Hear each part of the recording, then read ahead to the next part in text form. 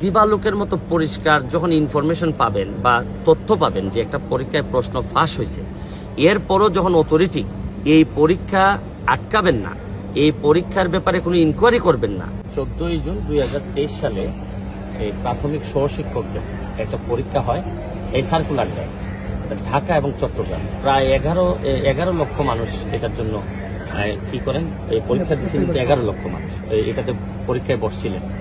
তো পরীক্ষার দিনে দেখা যাচ্ছে যে সবগুলা পত্রিকায় আসছে পরীক্ষার দিনে প্রশ্নপত্র ফাঁস হয়।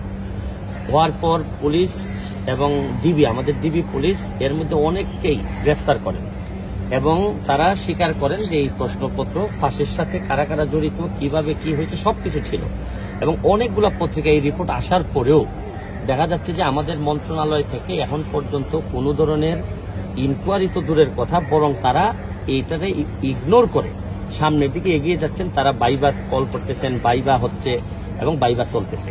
তো আমাদের বক্তব্য হচ্ছে যে এইরকম দিবালোকের মতো পরিষ্কার একটা এই প্রশ্নপত্র ফাঁসের ঘটনায়, এটা তো একটা দুর্নীতি। দিবালোকের মতো পরিষ্কার এইরকম ঘটনায় একটা তদন্ত কেউ করলো না। এর মানে হচ্ছে গিয়ে আমরা ধারণা করতেছি এটার মধ্যে যারা জড়িত তাদের মধ্যে ইভেন যারা এই মন্ত্রণালয়ে যারা ছিলেন তারাও জড়িত থাকতে পারে।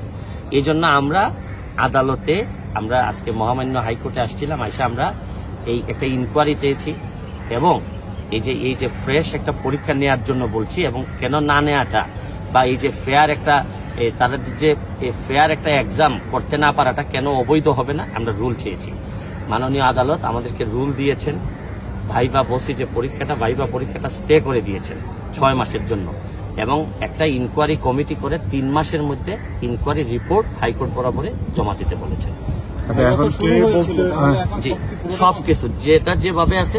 কোন সালের এটা 2023 সালের এই সার্কুলারটা 2023 সালের 14 জুন, এটা ওই সার্কুলারে এখন পর্যন্ত এই প্রসেসটা চলতেছে। আপনি চিন্তা করেন যে সারা পরীক্ষা কি কিছু কয়টা হয়েছে, পরীক্ষা কি হয়েছে, কোন ভাইবা চলছে।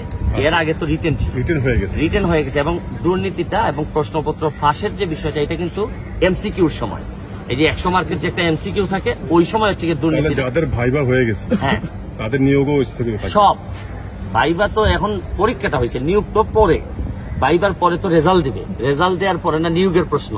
এখন হচ্ছে পুরো প্রসেসটাই আপাতত ইনকোয়ারি হয়ে রেজাল্ট আসার আগ পর্যন্ত এটা বন্ধ থাকে। কত সেশনের এটা এই যে বললাম যে এই 2023 সালের 14 জুন এটা কি ছিল। ভাইভাই মোট কতজন ভাইভাতে প্রায় 11, ভাইভাতে আমরা এক্স্যাক্টলি এখন জানি না, প্রায় 48,000 ভাইভাতে। ভাইবা এখন চলমান, সব বন্ধ থাকবে, সব বন্ধ থাকবে। 48,000 ভাইভাতে কল করছে।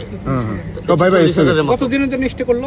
6 মান্থ। তবে আরেকটা জিনিস আপনাদেরকে একটু বলে রাখি যে এই মামলাটাতে আরেকটু গুরুত্বপূর্ণ এই কারণে যে আপনি দিবালোকের মতো পরিষ্কার যখন ইনফরমেশন পাবেন বা তথ্য পাবেন যে একটা পরীক্ষায় প্রশ্ন ফাঁস হয়েছে, এরপরও যখন অথরিটি এই পরীক্ষা আটকাবেন না, এই পরীক্ষার ব্যাপারে কোনো ইনকোয়ারি করবেন না, এর মানে কি দাঁড়াচ্ছে জানেন?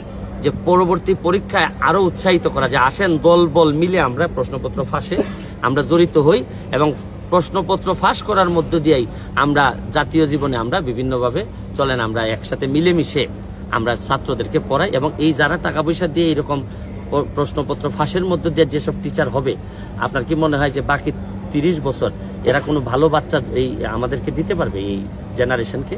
এই জন্য এটা খুবই গুরুত্বপূর্ণ একটা বিষয়। Thank you.